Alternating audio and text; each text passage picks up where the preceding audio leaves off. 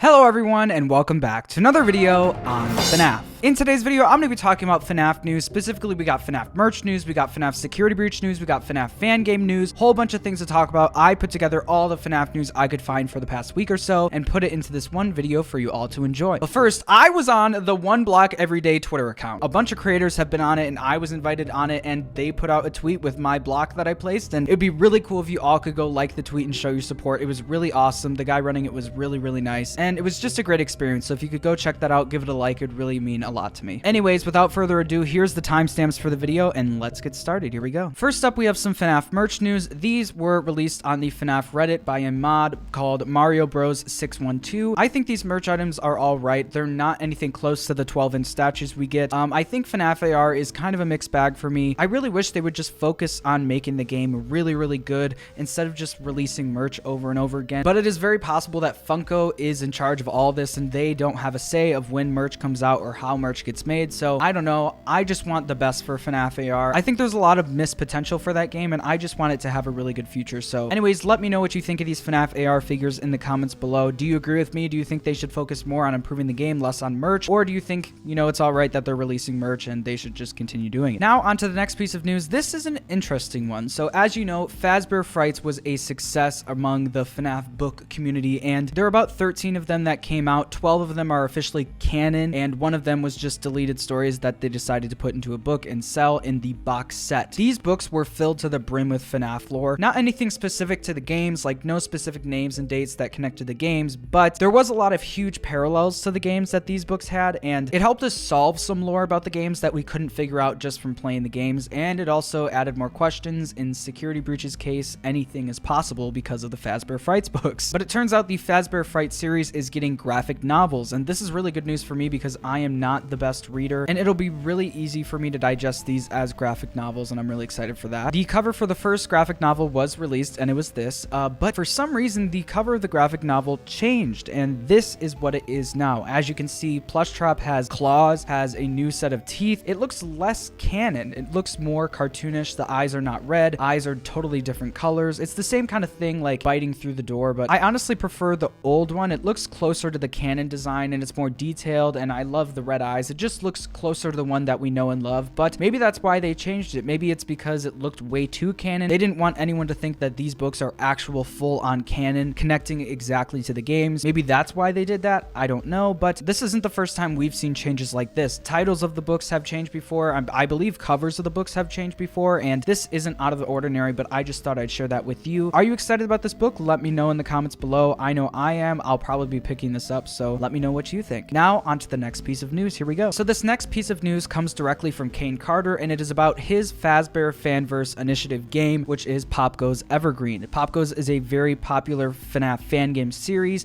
and it is getting a new game in Pop Goes Evergreen for the Fazbear Fanverse Initiative. Kane went to Game Jolt and put this huge update about the game out. He says, "What's going on with Pop Goes? The answer to this is quite a lot and also not too much. It depends on what you expect or value in something like Pop Goes, which has, thanks mostly to the Fanverse, become much more than just a fan game that you can download on Game Jolt. It's no longer just not released or released. There are milestones between those states which I think are worth celebrating and enjoying, especially this year." I want to clarify something first. What do I want to make specifically with Pop Goes Evergreen? What is my goal? My goal is to finish and release a large, fun, impressive, high-quality FNAF product that people will want to buy. Something fun to play, share, discuss, make art of. When? I don't care. It doesn't matter. My stance on that won't change, mostly because I simply do not control how fast this game is developed. I'm working on Evergreen with a team of very talented people, but these people are still people with lives, responsibilities, and restrictions on how they spend their time. Same goes for me. When I mention that modeling or programming is taking a while and someone suggests that I kick a member off of the team and I model or program Evergreen myself, I have to remind them that not only would that be an insanely rude thing to do, but I am also working a real job in the real world for real money. I can't do that. And though the Fanverse is an incredible opportunity and eventually a source of income for me, it hasn't magically solved the problems of game development, especially those that come from working with a team. Evergreen is still early in development. Express your shock, express your disappointment, it won't change anything. We're all doing our best, but this was an unfortunate inevitability. It's a big game. We're working on it for free in our spare time. But here's the thing, Evergreen and its release is not all that Pop Goes is now. Pop Goes is a brand, a franchise, a part of Finance Freddy's, and FNAF was never just about games. In the year of 2022, you will see or have seen long Pop Goes and the Machinist, Pop Goes Funko plushies, and Pop Goes U2s, and of course, continued communication with me. I will carry on with giving updates, teasers, answers, and interactions among the community throughout this year and onwards. Some developers choose to be entirely silent while working on their games, but I think it makes more sense to be as transparent as possible. That's why I'm outright telling you that Evergreen is nowhere near done. Set your expectations low. There's a reason I always thought Evergreen would be the last fanverse game to release. I wasn't joking. So why is Evergreen taking so long? To put it simply, it is an ambitious project with lots of content and skills involved, and that requires a lot of time and a lot of collaboration with different people. The current plan for the game involves lots of models, including brand new characters, animations, including things you've never seen or heard of before, new lore such as backstories, scripts, settings, and probably most importantly, new gameplay. There are parts of Evergreen that have no equivalent from the original game, and making these new things with no real reference is genuinely difficult. There are parts of the game that are taking over a year to plan out, and I honestly don't get that much help with this kind of stuff, unfortunately. But the most important part of all of this is that absolutely everything the team has produced, every single thing that I've seen for this game that you will see in the final product, is extremely high quality. It is at a level that I would be comfortable selling as a product. My standards are quite high, and you've got to deal with the time that might take. Thank you for your continued patience. You will continue to receive content, and Evergreen is still being worked on. There is no hiatus or even any breaks, really. The game is big and full of new stuff, and the members of the team have other responsibilities that come with being adults and all of that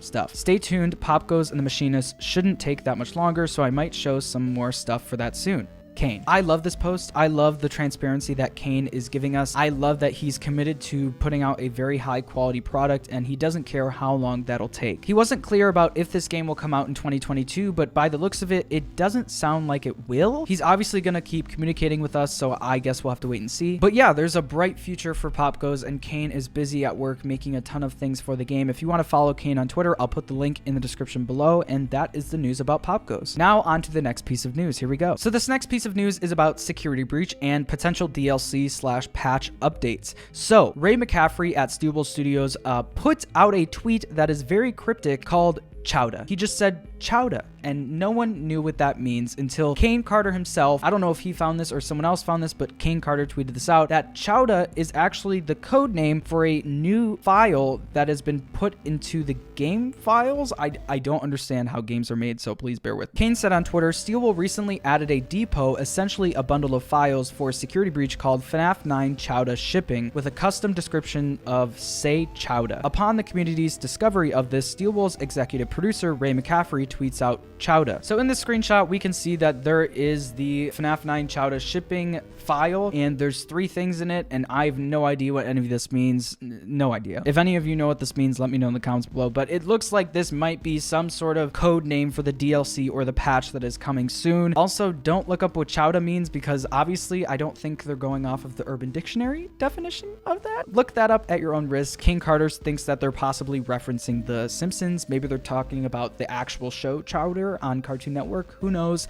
But it looks like the new patch for Security Breach, or even this is for the new DLC, might be coming soon. DLC obviously probably not coming soon, but the patch should be coming early to mid-February, and it is early February. So if that comes out, I will let you know. We will definitely be live streaming and play testing it on the channel, looking for a bunch of bugs, looking to see what they patched, and just doing a full playthrough of Security Breach now that I am a pro speedrunner of Security Breach, if you've been watching my live streams. I'm currently 6th place in the world for speedrunning Security Breach on the Vanny ending inbound. So if you want to follow that journey, I will live stream on this channel, and I have been live streaming on this channel, my speedrun attempts. So yeah, that's pretty much it for FNAF news today. I will let you know if anything else comes out. Thank you so much for watching. Don't forget to subscribe and hit the like button and all that kind of stuff. And I love you guys, and I'll see you in the next one. Bye-bye. Bye. Bye.